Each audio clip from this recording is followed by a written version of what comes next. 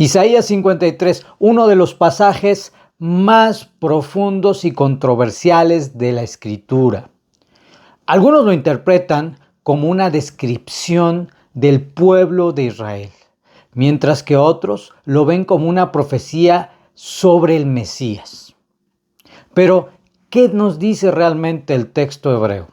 Hoy te mostraré cómo este pasaje señala indudablemente, de forma directa, al Mesías de Israel, Yeshua Mashiach, a través de su vida, su sufrimiento y la redención y la expiación que generó por medio de dicho sufrimiento.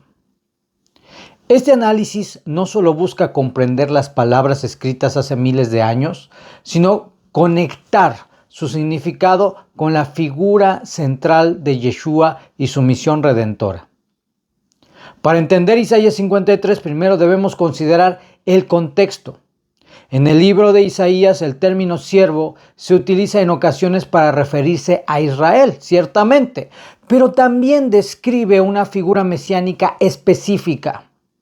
El capítulo 53, en especial, presenta al siervo como una persona, alguien que sufre por los pecados de otros, lo cual evidentemente no puede aplicarse a Israel, que es descrito en muchas ocasiones en el Tanaj como un pueblo que necesita rectificar, que necesita corrección, que necesita hacer tikkun, que necesita propiamente redención. Ciertamente, entendemos que en Isaías 53 no podemos aplicar la función de redentor a todo el pueblo de Israel, porque esto carecería de una lógica. ¿Acaso Israel como nación redimirá a Israel como nación? Evidentemente, Isaías 53 habla de un personaje justo y no de un colectivo, del pueblo completamente. Isaías 53, verso 4 dice: ciertamente llevó nuestras enfermedades y sufrió nuestros dolores. En hebreo, la palabra nasá, que es un verbo, significa llevar, cargar con algo que no le pertenece. Esto no puede ser aplicado a Israel, que en la historia bíblica carga con sus propias transgresiones, sino una figura justa y redentora como Yeshua. Pasemos ahora a un análisis del verso 5 de Isaías 53. Ahí encontramos lo siguiente: mas él fue herido por nuestras transgresiones, molido por nuestras iniquidades, el castigo de nuestra paz fue sobre él, y por su llaga nosotros fuimos curados.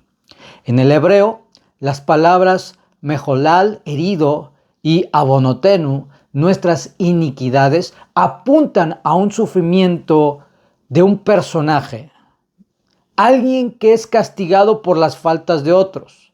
Esto no se puede aplicar a Israel como un colectivo. No se puede aplicar a Israel, sino a una figura justa que sufre en lugar de los pecadores.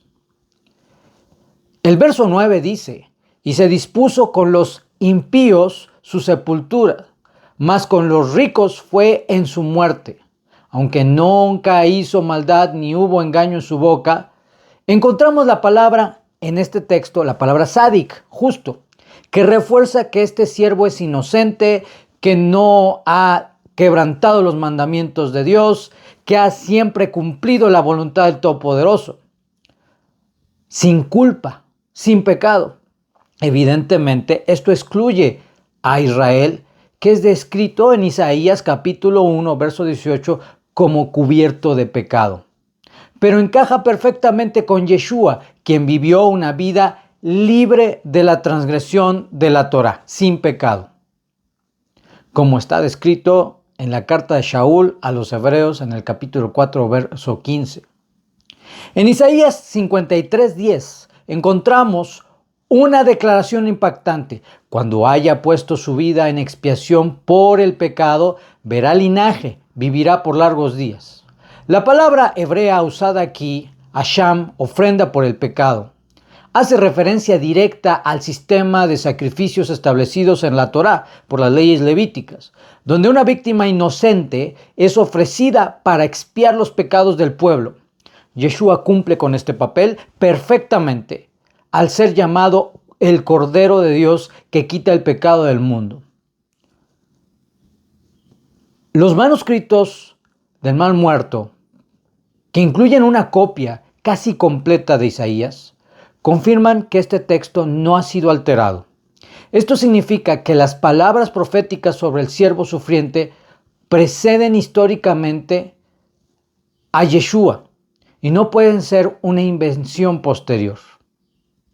Los primeros seguidores de Yeshua reconocieron que su vida, su muerte, su resurrección cumplía perfectamente con lo descrito en Isaías 53. Incluso los Shalachim, los discípulos del maestro como Kefa, como Pedro, citaron Isaías directamente. En Primera de Pedro, Kefa 2:24, donde está dicho: Él mismo llevó nuestros pecados en su cuerpo sobre el madero para que nosotros, estando muertos a los pecados, vivamos a la justicia. Isaías 53 no solo describe al Mesías, sino que encaja perfectamente con la vida, con la obra, con los sufrimientos, la muerte expiatoria y la resurrección del Maestro. ¿Qué harás con esta evidencia? Te invito a reflexionar sobre estas verdades y en los próximos videos exploraremos más evidencias que demuestran que Isaías 53 no puede referirse a Israel como nación, sino a una persona, al Mesías de Israel, Yeshua Mashiach. Hablaremos, además de las profecías cumplidas, contextos históricos, espirituales, y por qué esta verdad tiene el poder de transformar vidas. Déjanos tus preguntas en los comentarios o escríbenos. Comparte este video con alguien que necesita conocer esta revelación. Descubre cómo estas profecías pueden cambiar tu vida hoy. Nos vemos en el próximo video.